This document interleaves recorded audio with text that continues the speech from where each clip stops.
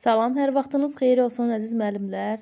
Yenidən həftə sonu sınağımızla qarşınızdayam. Bugünkü suallar 2023-24-cü il qəbul suallarını əhatə edir. Sınağın linkini aşağıda açıqlama hissəsində yerləşdirəcəm. İlk olaraq sınağı işləyib, daha sonra izahına baxsanız daha effektiv nəticə alarsınız. Deməli, başlayaq ilk olaraq birinci suala. Birinci sualımız kater məsələlərlə əlaqəlidir. 2023-də MİQ imtahanına düşmüş ən çətin kater deyə bilərik biz buna. Çünki neçə illik MİQ həyatımızda belə bir kater, yəni ilk dəfə idi salırdılar. Bundan çətin kater olduğunu da düşünmürəm. Deməli, sualımız belədir. Saat 9:00-da başlayan motorlu qayıq iştirakçıları əvvəl göldə 34 km, sonra həmin gölə tökülən axma sürəti 5 km/saat olan çayda 72 km yol qət etməli idilər. 17:00-da iştirakçılardan biri finiş xəttini birinci keçərək qalib oldu.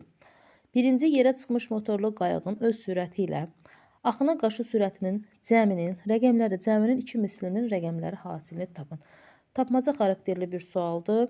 Yəni burada sualı düzgün belə yazsanız, sondakı şərtə fikir verməsək, inanın ki, səhv yazma ehtimalımız %90%-dir. İlk olaraq onu deyim ki, müdavimlərin əksəriyyəti nə də çaşqınlıq yaratdı. Axın ilə və axına qarşı söhbəti yoxdur burada. Onun üçün biraz çətinlik çəkiblər. Amma indi biz baxaq görək nə demək istəyir. Deməli, belə bir göldür. Belə bir göl düşünün. Motorlu qayıq buradan başlayır. Saat neçədə? 09:00-da, yəni saat 9-da başlayır. Motorlu qayıq iştirakçıları əvvəl göldə. Göldə nədir? Bax, burada hərəkət edirlər. Sonra həmin gölə tökülən axma sürəti 5 km olan çayda. Bax, belə bir çay var. Belə bir çay var. Buradan bax, belə bir axır da, şəlalə formasında və yaxud da çaydır da. Çay gölə suyunu axıdır. Nə deyir? 5 km/saat olan çayda 72 km. Əvvəl buradan gəlir, sonra bu tərəfə çıxır. Düşünün ki, su belə axırsa, katerdə belə çıxırsa, hansı sürətlə hərəkət etmiş olacaq? Bu məntiqi tutmaq lazımdır. Necə? Su axırdı, katerdə o suyun əksi istiqamətində, yəni axına qarşı hərəkət eləmiş olur da. Deməli, katerin sürəti bilmirəm.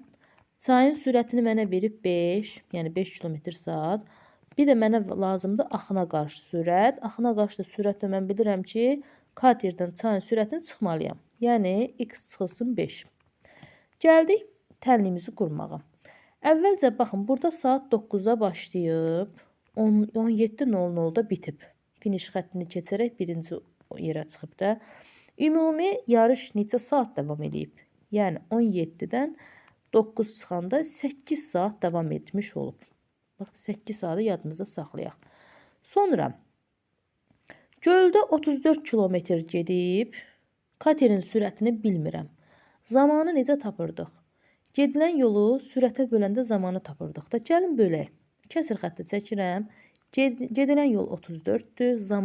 Sürətimiz bilmirəm. Katerin öz sürətindən söhbət gedilir çünki. Daha sonra 72 km çayda məsafə qət eləyib. Bax, 72 km çayda məsafə qət eləyib. Hansı sürətlə? Axına qarşı sürətlə. X çıxılsın 5 sürəti ilə. Yenə kəsir xətti çəkirəm. 72-ni bölürəm. X çıxılsın 5-ə. Və ümumi, yəni bu hissədən bu hissəyə xərclədiyi zaman ümumi olaraq 8 saatdır. 8 saatdır. İndi düşünün ki, buradan x və x minus 5 ortaq məxrəc tapa bilməyəcəksiniz. Yəni, yuxarı sinif qaydasından keçsək tapa bilərik. Amma belə ibtidai sinif müəllimləri üçün çətin olur. Neynəyəcəyik? 34-ü elə bir ədədə bölməliyəm ki, bölünə bilsin. 34-ün də bölənləri hansılardır? 1-ə bölünür, 2-yə bölünür, 17-yə bölünür və 34-ün özünə bölünür. 1 ilə 2 olmaz. Niyə görə olmaz? Çünki bax, burada bura 1 qoysam, burada 1-dən 5 çıxa bilməyəcəm, nə də 2-dən 5 çıxa bilməyəcəm. Onun üçün mən ilk olaraq 17-ni sınamaq istəyirəm. Gəlin 17 qoyaq. 34-ü 17-yə bölürəm, yəni x-in yerinə 17 qoyuram, bölürəm, 2 qalır. Üzərinə gəlirəm. 17-dən 5 çıxdım, necə qaldı? 12 qaldı. 72-ni də 12-yə bölürəm, eləyir 6. Bax, ümumi bizə verdi 8 saat. Bu verdi, düzdürmü? 34-ü yəni yazmağa ehtiyac duymadım. Onun üçün ilə 17 mənim nəyim oldu? Katerimin sürəti 17 olmuş oldu. Apardı, bax, burada yerinə qoyduq da 17. Sonra mən bildim ki, katerimin sürəti 17-dirsə, axına qarşı sürəti 12 olacaq. Düzdürmü? Çünki bax 17-dən də 5 çıxdı, 12. Lap elə burada da qoya bilərsiniz. Fərqi yoxdur. Sonra nə deyir? Birinci yerə çıxmış motorlu qayığın öz sürəti ilə axına qarşı sürətin cəminin, bax 17 ilə 12-nin cəmi neçə oldu? 29. Cəminin nə deyir? Rəqəmləri cəminin 2 ilə 9-un rəqəm cəmi 11 elədi. 2 mislinin 22 elədi. Yəni 11-in 2 misli 22 və bunların rəqəmləri hasilini deyir tap. Rəqəmləri cəminin rəqəmləri hasil. Hə, 4-ə 2-ni 2-yə vuracaq, eləyəcək 4. Deməli, bizim doğru cavabımız 4 olmuş oldu. Bəli, çətindir, amma belə məsələ görən kimi avtomatik olaraq kəsr xətlərini çəkin. Və burada sizə elə bir ədəd verəcək ki, 34, məsələn, 34-ün yerində elə bir ədəd verəcək ki, onun bölünəni o qədər olmayacaq. Yəni, ya 3 dənə, ya 4 dənə, uzağı 5 dənə böləni olacaq və siz onun içərisindən seçmə üsulu ilə məsələnin cavabını tapmış olacaqsınız. Sonra keçirik ikinci suala. MİQ 2024 keçən il düşmüş suallardan biridir. Boru məsələsidir. Birinci borudan hovuza 12 saniyədə 120 litr su axır. İkinci borudan isə hər 15 saniyədə 300 litr su axır. İki boru eyni anda açıq olarsa, hovuz 8 dəqiqəyə dolar. Hovuzun su tutumu neçə litrdir? Baxın. Birinci boru hovuza 12 saniyədə 120 litr axıdırsa, onda 1 saniyədə 120 bölünsün 10.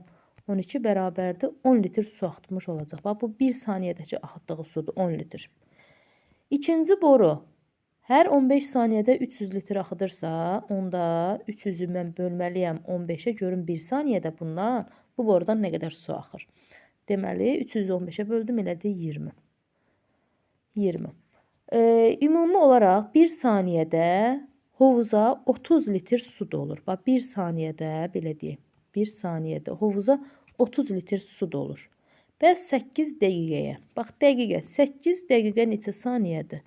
8-i vururam 60-a, 8 altın 48, yanına bir 460 saniyədir. Yaxşı, 1 saniyədə hovuza 30 litr su axırsa, onda 480 saniyədə hovuza neçə litr su axmış olacaq? Və çarpaz şəkildə vuranda elə 480-i 30-a vurmağımız kifayətdir. 480-i 30-a vurub bölməliydik 1-ə, yəni 1-ə bölündə heç bir şey dəyişmədiyi üçün 480-i 30-a böldüm. Vurdum, daha doğrusu 480 vur 30 bərabərdir. O da eləyir 14.400 litr. Su tutumu neçə litrdir? Bəli, 14.400 doğru cavabımız C olmuş olacaq. Daha sonra 3-cü suala davam edirik. Bu da keçən il 2024 MİQ sualları içərisinə daxil olmuş suallardan biridir. Deməli, həndəsəyə aiddir. Düzbucaqlının eni 4 cm. Düzbucaqlının bax, eni 4 cm-dir deyir. 4. Bu fiqurun uzunluğunu 7 cm artırsaq, perimetri 96 olar. Deməli, perimetri 96-dır. 7 artırandan sonra 96 olub. Zaten bizdən şərtdə uzunluğu artırılmış fiqurun sahəsini istəyir. Onun üçün mən bura x plus 7 yox, elə x yazsam, mən elə uzunluğu artırılmış fiqurun uzunluğunu tapa bilərəm də. Yəni, artırılmış halda x yazdım mən bura. 2 yolla izah edəcəm bunu. İlk olaraq bu yolu deyim.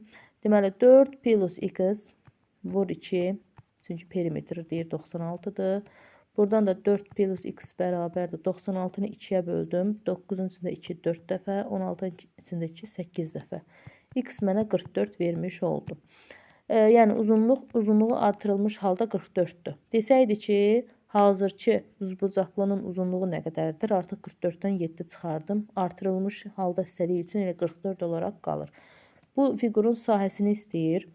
44-ü də vururam. Enini uzununa vururam da. 44-ü 4-ə vururam. 4 4-ün 16 bir yadda. Bu da 17. Nə? Santimetrin kvadratı. Çaşmayaq. 176 santimetrin kvadratı. Baxıram ki, 176 santimetr, bax bu olmaz, santimetr 1760 deyir çünki. Sonra Bu heç olmaz. Deməli, baxırıq. Gəlin bunu nəyə çevirə bilərik? 176 santimetr kvadratı biz santimetr kvadratdan metr kvadrata keçəndə neynirdik? Orada da bir 100 var idi də. 100-ə vurmalıydıq. Yəni 176-nı da 100-ə vuranda yanına 2 sıfır əlavə olunur. Yox, daha doğrusu millimetr. Burada belə deyim.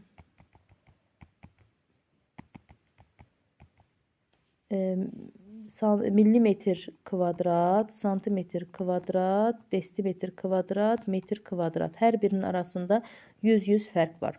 Düzdürmü? İndi mən 176 santimetrin kvadratından mən baxıram ki, cavabda millimetr qalıb da. Millimetrə keçid eləmək üçün nə etməliyəm? 100-ə vurmalıyam. Çünki böyükdən kiçiyə keçərkən vurulurdu, kiçikdən böyüyə keçərkən bölünürdü. 176-nı da vururam 100-ə, eləyir 176 yanında 2 0 millimetr kvadrat. Baxın bu. 17600 millimetr kvadrat bizim doğru cavabımızdır. Dördüncü sual. Qalıqlı bölmə 2024 MİQ imtahanına düşmüş sualdır. Ola bilər ki, rəqəmlərində dəyişiklik olsun. Yəni, mən bura özüm, məsələn, oxşar rəqəmləri yazmışam, amma sual tipi bu formada idi elə. Qalıqlı bölmə əməlində bölən 16 natamam qismət ən böyük tək rəqəm olarsa. Səhv eləmirəmsə, imtahanda burada ən böyük cüt rəqəm deyirdi. Yəni, tək olaraq dəyişdirmişəm, amma tip olaraq eynidir. Bölünəni bilmirəm. Bölənin 16 olduğunu bilirəm. Natamam qismətin ən böyük tək rəqəm olduğunu bilirəm. Ən böyük tək rəqəmimiz də 9-dur. Qalığımızla hələ ki işimiz yoxdur. Görək nə deyir. Niyə belə 2 xətt çəkim? Çünki birində ən böyük qiymət istəyir, birində ən kiçik. Ədədin rəqəmləri cəminin rəqəmləri hasilini tapın. Baxırıq. Ədədi 16-ya böləndə düşə biləcək ən kiçik qalıq hansıdır?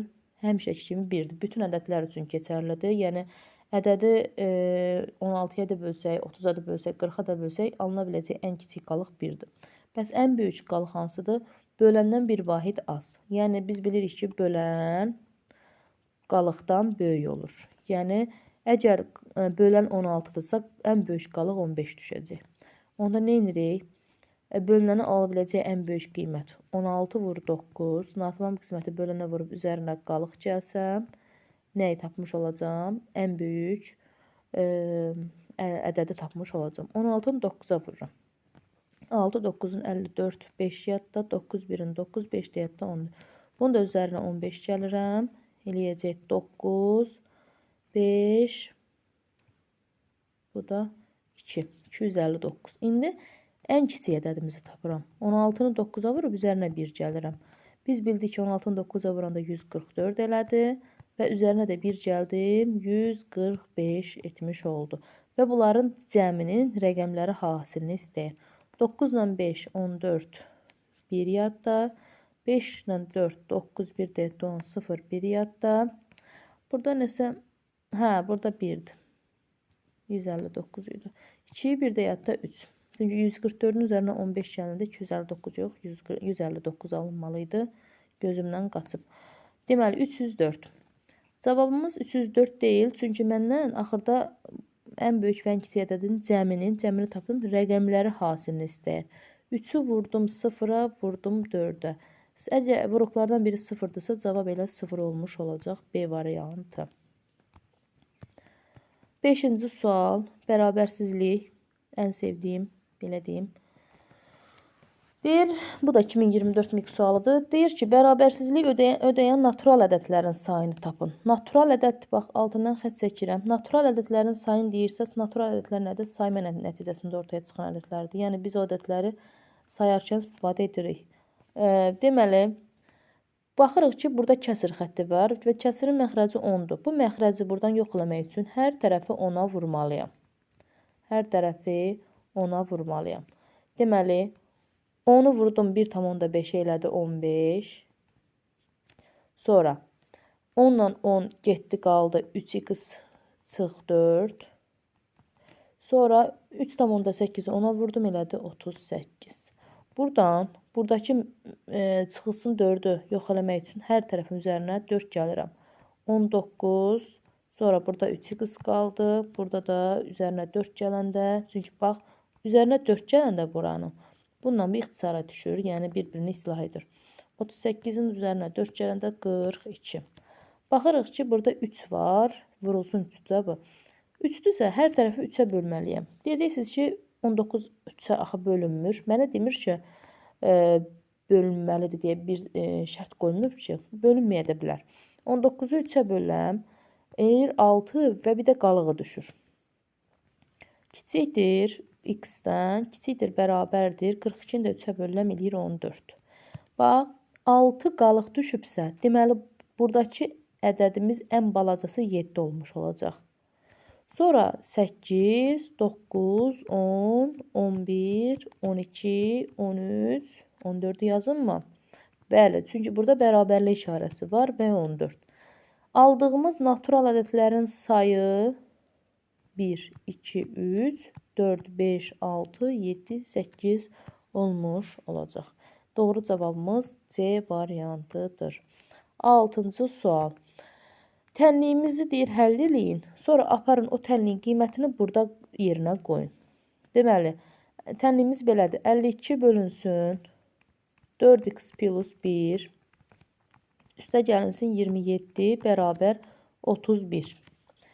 İndi baxın görüm, əgər bir məsələdə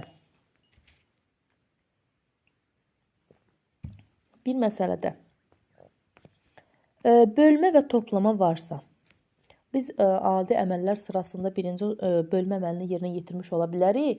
Amma tənlikdə əgər bir bölmədə həm bölmə, həm toplama gəlibsə, birinci bu toplamanı buradan ləğv eləməliyik. Bax, belə bir nəsə bir qorunan bir şey düşünün, qala düşünün, qalanın içində nəsə qorunur. Biz bura daxil olmaq üçün əvvəlcə zəifləri yox eləyirik, sonra qalır güclülər. Eyni onun kimi düşünün. 52 bölünsün 4x plus 1 yazırıq olduğu kimi bərabərdir. 31-dən 27 çıxdım, qaldı 4. Niyə görə? Çünki birinci toplanı tapmaq üçün cəmdən ikinci toplananı çıxırdıq. Bu, ümumi olaraq birinci toplanan kimi gedir də. Daha sonra 4x plus 1-i burada mötərizənin içində olduğu üçün toxuna bilmirik. Onun üçün olduğu kimi köçürdürük aşağı. 52-ni də 4-ə bölürük, eləyir 13. Daha sonra 4x bərabərdir. 13-dən 1 çıxdım 12, x də verdi mənə 3. Mənim x-imin cavabı 3-dürsə, aparıram, yerinə qoyuram. Bax, burada x-in yerinə 3 qoyuram. Yazıram 5 vurulsun, 26 üstə gəlinsin 15 vur 3, üstə gəlinsin 3. Bərabərdir. 15-i 3-ə vurdum, elədi 45. 45 ilə 26-nı topladım. 1 yadda. 6, 1 də 7, 7. 71. 71-i vurdum 5-ə. 5. Bu da 355. Və üzərinə bu 3-ü gəldim. Elədi 358. Doğru cavabımız C variantı olmuş oldu. C variantı. Daha sonra həndəsə ilə bağlı yeni bir sual. 2023 MİQ imtahanına düşmüş sualdır. Fiqurun sahəsini istəyir bizdən. Belə bir fiqur olanda, amma desimetrlə istəyir. Yəni, yanınıza saxlayın. Bunlar metrdir, amma bizdən istədiyi desimetrdir.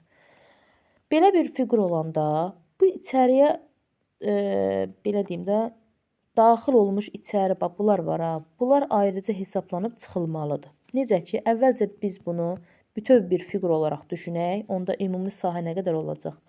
S vur bərabərdir 21 vur 10 eləyir 210 metrin kvadratı. Düzdürmü? Daha sonra gəlirik bu içəriyə belə getmiş belə bu formada fiqurumuz var. Girintili də, çıxıntılı olsaydı üstlərinə gələrdi, amma burada girinti var. Yəni içəriyə daxil olmuş bir fiqur var. Müdaxilə olunub həcminə və yaxud da sahəsinə. Deməli, sahəsinə müdaxilə olunmuşdur. Onun üçün bu sahəni buradan çıxacaq. Bax, uzunluğu buranın 7-dir, bura 6-dır. Ümumi olaraq oldu 13. Amma buradan bura 21-dirsə, deməli, bura 8-dir ki, bu ikisinin cəmi 13 eləyib də. 8-i 4-ə vurdum 32. Burada da M1 uzun 2-dirsə, 2 birin 2 bərabər 34. İndi bu həmin bu 210-dan 34-ü çıxmaq istəyirəm. Ondan 4, 6, 7, 1 metr kvadrat. Məndən desimetr kvadrat istəyir. Necə ki?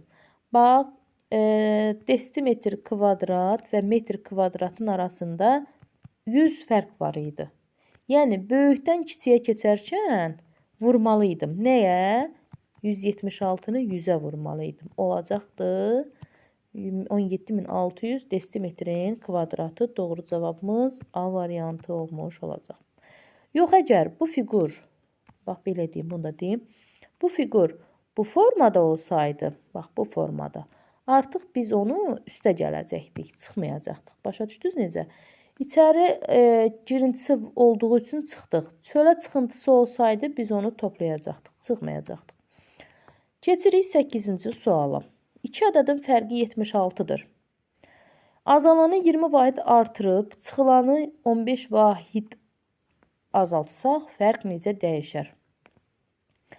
Azalanla fərq düz mütənasib, çıxılanla fərq tərs mütənasib olduğu üçün, əgər fərq 76-dırsa, 20 vahid artırdım, yəni fərq də 20 vahid artacaq. 15 vahid azaltdım, yenə fərq 15 vahid artacaq. Çünki demişəm ki, çıxılanla fərq tərs mütənasibdir. Ümumi olaraq 76-nın üzərinə mən 35 gəlmiş olacam. Bu da eləyəcək 111. Düzmü tapdım? 6 ilə 5, 11, 1 yaddır. Bəli, 111 nədir? 111-dir. Cavab 111. Amma demir cavab necə? Deyir ki, fərq necə dəyişdi? Əvvəl 76 idi, sonra oldu 111. Nə qədər dəyişdi? 11-dən 6 çıxdım 5, ondan 7 çıxdım 3. 35 vahid artmış oldu. Bax, artdı. Niyə artdı? Çünki görürsünüz 76-dan 111-ə keçid elədi də, onun üçün artmış oldu. Doğru cavabımız 35 vahid artdı. C variantı. Və 2024 MİQ. Tilləri 2,4 metr, 1,3 metr və 9 desimetr olan kuboidin tam səthinin sahəsi. Kuboidin ümumiyyətlə səthinin sahəsi necə tapılırdı? Tam səthinin sahəsi. Deməli, 2 vurulsun A, B, üstə gəl B, A, üstə gəl C, A. Bax, bu formada tapılırdı. Məndən də burada metr, burada desimetr olduğu üçün hər birini metrə çevirmək üçün, ya da yox, desimetrə çevirmək üçün ona vurmalıyam. 2,4 ona vurdum 24. Üzərinə gəldim. Yox, üzərinə gəlmirəm. Vurdum. 1,3 ona vurdum. Elədi 13. Mötərizə alıram. 2 vurulsun. Çünki bu düsturu tətbiq edirəmsə o formada yazmalıyım. Üzərinə gəldim. Sonra nə edirəm? 24-ü vururam 9-a. Üzərinə gəldim. 13-ü vururam 9-a. Bərabər. 24-ü 13-ə vuraq. 24 vurulsun 13. Elədi 312. Üzərinə gəldim. 24-ü 9-a vurdum. Elədi 216. Üzərinə gəldim. 13-ü vurdum 9-a. 117. Bu da bərabərdir. 2-yə vurulmuş halda. 2 vurulsun. Hamısını toplayanda 645 eləyir. Bunu da 2-yə vuranda cavabımız oldu 1290 desimetr. Bəli. Doğru cavabımız 1290 olmuş oldu. Doğru cavabımız D variantı. Desimetr kvadratla. Və sonuncu sualımızla davam eləyək. 10-cu sualda deyir ki, yüzlüklərə qədər yuvarlaqlaşdırdıqda 28400 alınan rəqəmləri müxtəlif ən böyük ədəd ilə minliklərə qədər yuvarlaqlaşdırdıqda 16000 alınan rəqəmləri müxtəlif ən kiçik ədədin cəmi. Bax, yüzlüklərə qədər yuvarlaqlaşdırdıqda 28400 alınan ən böyük ədədimiz, yəni yüzlük deyəndə 49 üzərinə gəlirdik. Ən böyüyü tapmaq üçün, ən kiçik tapmaq üçün 50 çıxırdıq da. Burada da ən böyüyü tapmaq üçün 49 gəlməliyəm. Amma bir şey unutmayaq ki, əgər mən bura 449 yazsam, rəqəmlərdən eyni olmuş olan olacaq. Ona görə 4-ü yazıram bura. Bura artıq 39 yazıram. 49 yazsam bu 4 ilə eyniləşmiş olacaq. Onun üçün 39 yazıram. Sonra 16.000 alınan minliklərə qədər yuvarlaqlaşanda 16.000 alınan ən kiçik ədədlərin cəmi. Bax, 16 minliklərə qədər yuvarlaqlaşanda ən kiçik ədədimiz deyəndə 500 çıxmalıydıq. Onu da burada olur 15.500. Amma məndən görsən bu 5-lər eynidir, bu 0-lar eynidir. Məndən rəqəmləri müxtəlif olduğu üçün 15.600, bura 1 yaza bilmirəm, burada var, onda 2 yazıram. 15.602 və 28.439-un cəmini istəyir. 1 yadda, 4, 0, 1 yadda, 13, 1 yadda, 4, burada da 3, 1 yadda, 4. 44.041 eləmiş olacaq. Doğru cavabımız C variantıdır. Bu qədər əziz müəllimlər. Deməli, növbəti dəfə MİQ və sertifikasiya suallarını niyə salmıram? Çünki hal-hazırda MİQ-lərə daha çox üstünlük vermişəm. Çünki bu il MİQ-ə imtahan verəcək hər il olduğu üçün bu ildə çoxdur. Amma sertifikasiya imtahanı artıq 2023-də verilib. Növbəti dəfə sertifikasiyaya girənlər sadəcə 3 ilə tamam olmuş müəllimlərdir. Sertifikasiya sınaqların izahları mənim YouTube səhifəmdə var. İstəsəniz oradan da baxa bilərsiniz. Sağ olun. Gələn görüşənədək.